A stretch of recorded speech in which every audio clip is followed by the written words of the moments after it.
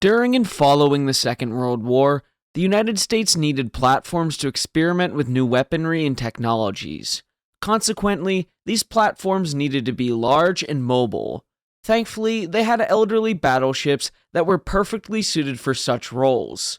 The first experimental ship was USS Wyoming, which was used in this role until the fall of 1947, when a lot of her equipment and crew were transferred to USS Mississippi, where she took over this role until the late 1950s. In today's video, we'll cover what these battleships did during their experimental ship roles. Our story with Wyoming starts following her demilitarization following the First London Naval Treaty, where she had guns, armor, and machinery stripped out by the treaty. This demilitarization was finished in June of 1931, and she commenced training cruises around European waters. During this cruise in July, she was redesignated AG-17, a miscellaneous auxiliary, where over the next 4 years and beyond, Wyoming continued her summer cruises for Naval Academy midshipmen and training cruises for sailors of other universities. During the late 1930s, she participated in several amphibious exercises where some thought she might play a future role as a specialized assault ship. In 1940, some thought was put into arming her with more anti-aircraft guns and other smaller caliber weapons to serve in this commando ship role. Others, especially the fleet training staff, wanted the ship to be used as something akin to USS Utah, but most people were in favor of this less radical transformation.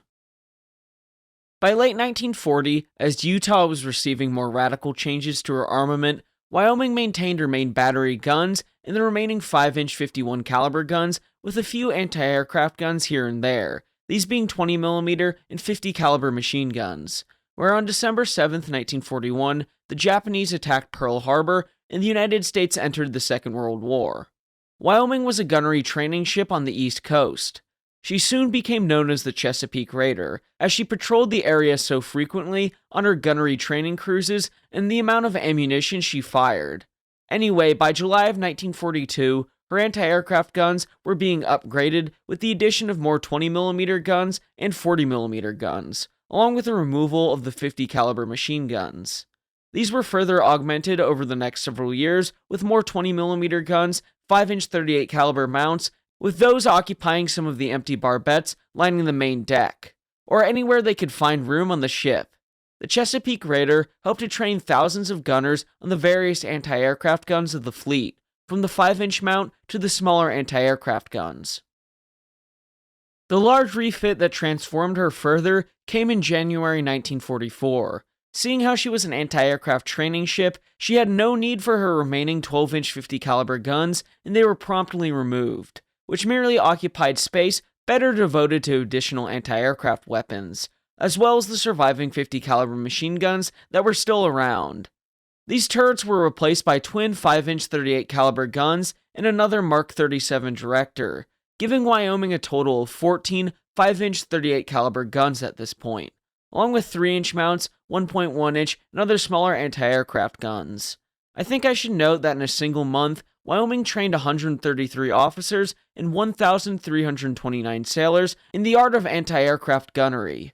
During the month of November 1944, she fired 3,033 5-inch shells, 849 3-inch shells, 10,076 40mm shells, 32,231 20mm shells, and 66,270 30 caliber rounds, and 360 1.1-inch shells. In total, she trained around 35,000 sailors in anti-aircraft gunnery.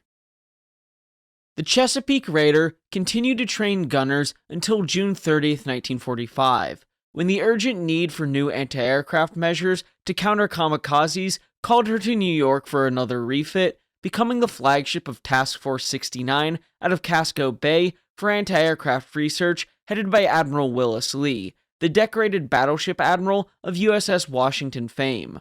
Unfortunately, Lee suffered a heart attack one day while heading out for experiments and passed away.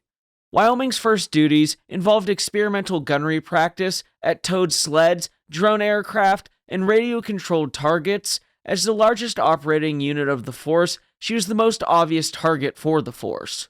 Wyoming continued to serve in Task Force 69, which eventually became the Operational Development Force operating out of Norfolk, which tested all sorts of new equipment and, of course, further alterations to her battery and equipment.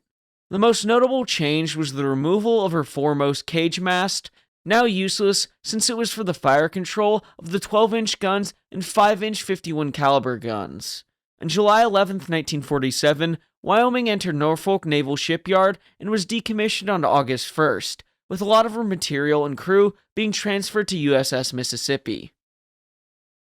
USS Mississippi was battleship number 41, displacing some 32,000 tons with a top speed of 21 knots, and was armed with 12 14-inch guns, while her secondary battery was augmented throughout her career. Mississippi entered service in 1917 and served throughout the interwar period, being modernized in 1931 and throughout the Second World War, not being present at Pearl Harbor during the attack on December 7, 1941, and notably being a part of Admiral Jesse Oldendorf's battle line, helping to destroy a Japanese thrust into Leyte Gulf. But what we're here to discuss is her career after the war, as she took over duties from Wyoming, becoming a test ship of sorts. Mississippi arrived at the Norfolk Naval Base on November 27, 1945, for a conversion to become an experimental auxiliary ship, something the older Chesapeake Raider, USS Wyoming, had been doing. Still, Mississippi being newer and having more extensive modernizations was more suited for this role, and in February 1946, she was reclassified EAG-128, an experimental auxiliary. Taking from Dr. Norman Friedman in his book U.S. Battleships, An Illustrated History, only number 4 turret would be retained. Number 1 would be replaced by twin 6-inch 47 dual-purpose turret. Number 2 would be removed, leaving in its place foundation covered by a flat blast-proof structure on which instruments might be mounted. Number 3 would be replaced by a triple rapid-fire 8-inch 55 caliber turret of the type later mounted aboard Des Moines-class cruisers.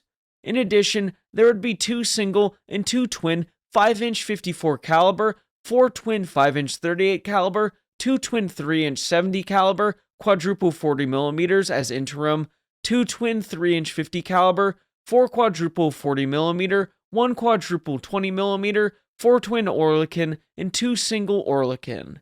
These secondary weapons were mounted mainly on the O1 level, built out as in Maryland. On the other hand, light guns mounted on the O2 and O3 levels were to be removed, and these levels were reduced to allow for sky arcs for the anti-aircraft batteries.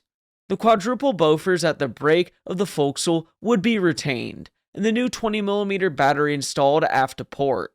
Of these weapons, the twin 5-inch 54 caliber never entered service. The single 5-inch 54 caliber installed was a semi-automatic type mounted in the Midway-class carriers, not the automatic weapons that later appeared in many U.S. warships. This included 3-inch 70 calibers, which shows the optimism of 1945. This weapon did not enter service for another 11 years. The proposed Director installation was ambitious. 1 Mark 54, successor of the wartime Mark 34, 2 Mark 37, 3 Mark 56, and then lighter types, 2 Mark 51, 5 Mark 57, 3 Mark 61, and 3 Mark 63. 3 CICs were to be installed, a destroyer type in the forward superstructure, a battleship and a cruiser type on the second deck, a big tripod mainmast carried new radar. While in the shipyard, she became flagship for the Operational Development Force and of Battleship/Cruisers Atlantic Fleet, during which time the old crew of Wyoming transferred, carrying a considerable amount of material with them. I should mention the two ships' timelines do overlap, with Wyoming staying on the list of active ships for a little more time while Mississippi refitted. Mississippi re-entered service in April 1948 and got to work. She emerged with 1 remaining 14-inch turret and, surprisingly, 2 single 5-inch 54 caliber guns, 1 on the forecastle deck and 1 on the O1 level on the port side, 3 twin 5-inch 38s, 2 twin 3-inch guns, and 2 quad Bofors. By April of the next year, she added a twin 6-inch turret on the number 1 barbette, but she never got a triple 8-inch turret. Meanwhile, the ship was designated to test the new Terrier anti-aircraft missiles. And this is where things start to get really interesting, as she was given 2 Mark I launchers, which would be installed aft, in place of number 3 and number 4 turrets.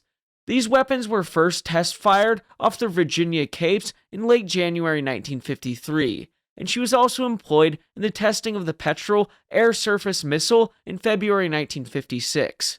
By this time, the Bofors were gone.